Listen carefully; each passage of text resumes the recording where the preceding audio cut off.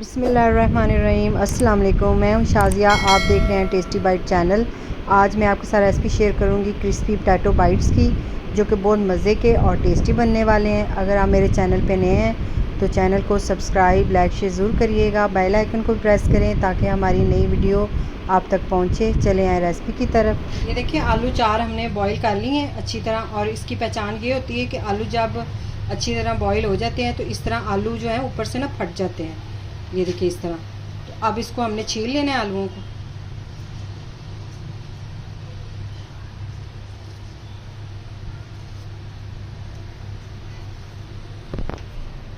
आलू हमने छील लिए हैं। अब इसको आलूओं को हमने मैश कर लेना है। इतना अच्छी तरह हमने मैश करना है कि इसके अंदर ना गुठली नहीं होनी चाहिए। तो इसलिए हमने अच्छी तरह इनको ना मैश कर लेना है आलूओं को।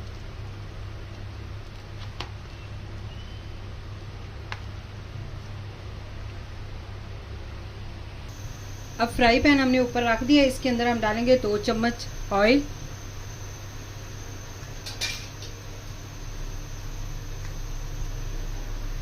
एक चम्मच डालेंगे लहसुन अदरक का पेस्ट। इसके अंदर हमने 2 सब्ज मिर्चें भी डाली थी। लहसुन अदरक को हमने अच्छा सा भून लिया, अच्छी तरह हमने भून लिया है और इसका हल्का सा कलर चेंज हो गया। अब इसके अंदर डालेंगे 1 चम्मच कुटी लाल मिर्च, 1 चम्मच पीसी लाल मिर्च, 1 चम्मच गरम मसाला, 1 चम्मच नमक। हल्का से इसे भी भून लेंगे।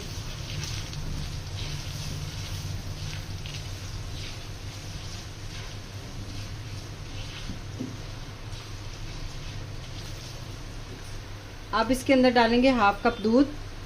बिस्मिल्लाह।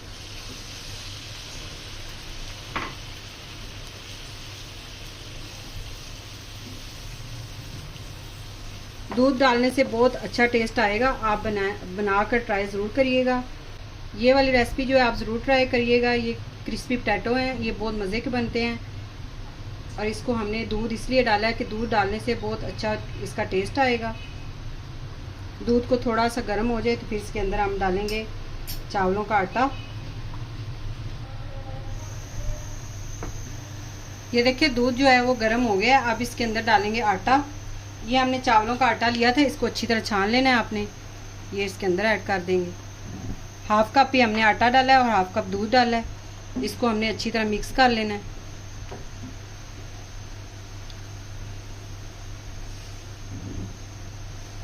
अब 2 मिनट तक हमने इसको भूनना है। जो आटे का कच्चापन होता है वो ख़त्म हो जाएगा इससे। फ्लेम आपने मीडियम लो ही रखना है। इस पे आपने आटे को अच्छी तरह भून लेना है।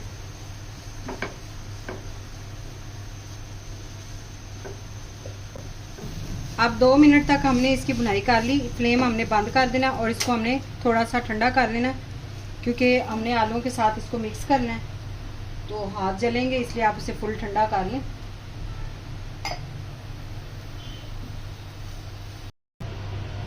ये देखिए आलू जो हैं वो हमने अच्छी तरह मैश कर लिए थे। अब इसके अंदर डालेंगे आटा, जो हमने चावलों का आटा जिसको हमने फ्राई करके रखा हुआ था। इसमें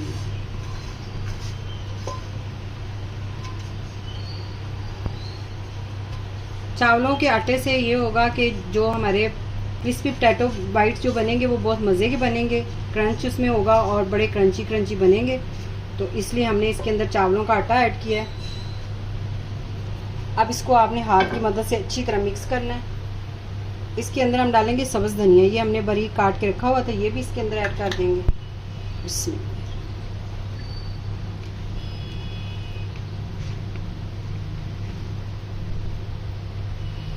इस टाइम आप नमक चेक कर सकते हैं। अगर कम लगे तो अपने टेस्ट के हिसाब से आप नमक और ऐड कर लें। अब इसके अंदर डालेंगे कॉर्नफ्लोर। 2 चम्मच आपने डाल लेना है।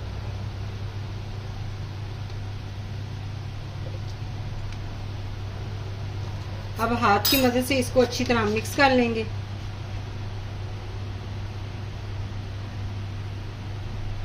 ये देखिए अच्छी तरह हमने इसको मिक्स कर लिया। इस तरह स्मूथ सा होना चाहिए। ये देखिए इस तरह। अब इसकी हमने छोटी छोटी गोलियां बनानी है।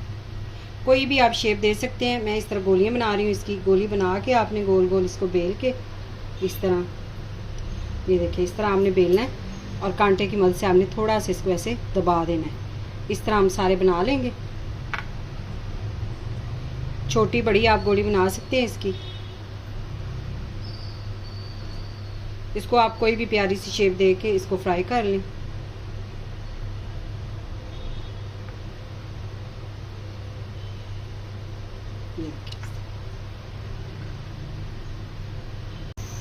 सारे हमने देखें इस तरह बना लिए हैं। अब हम फ्राई करेंगे इनको।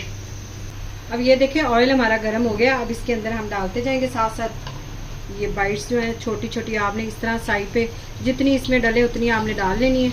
पहले आपने ऑयल चेक कर लेना। हमने पहले एक डाल के चेक कर लिया था कि ऑयल इतना गर्म होना चाहिए।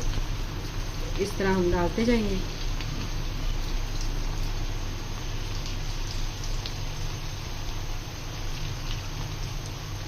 फ़ौरन से आपने साइड चेंज नहीं करनी, इसको 1 मिनट तक पड़ा इसी तरह रहने देना। 1 मिनट के बाद हम इसकी साइड चेंज करेंगे।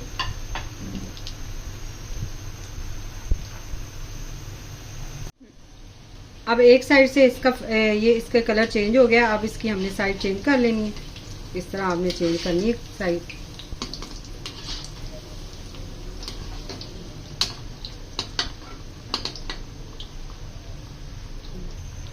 ये देखिए इतना ही आपने फ्लेम रखना है। हाई फ्लेम पे आपने नहीं, मीडियम फ्लेम पे बनानी है। पहले हमने जो डाली थी वो ज़्यादा डाल गई थी, इसलिए हमने दोबारा से ये देखिए थोड़े डाल के इनको हमने फ्राई किया। ज़्यादा डालेंगे तो फिर वो घुल जाएंगे, मिक्स हो जाएंगे, टूट जाएंगे। तो हमने दोबारा, ये गलती मुझसे हो गई थी, इसलिए हमने इसको ये देखिए इस तरह दोबारा हमने बना लिया।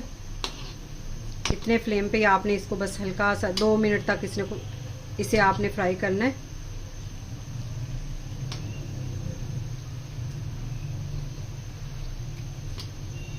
अब इसे हम एक प्लेट में निकाल लेंगे। ये देखिए माशाल्लाह से कितना अच्छा कलर आया है। अगर आज की रेसिपी आपको पसंद आए तो कमेंट में ज़रूर बताइएगा। दुआओं में याद रखें। Thank you. अल्लाह हाफिज़।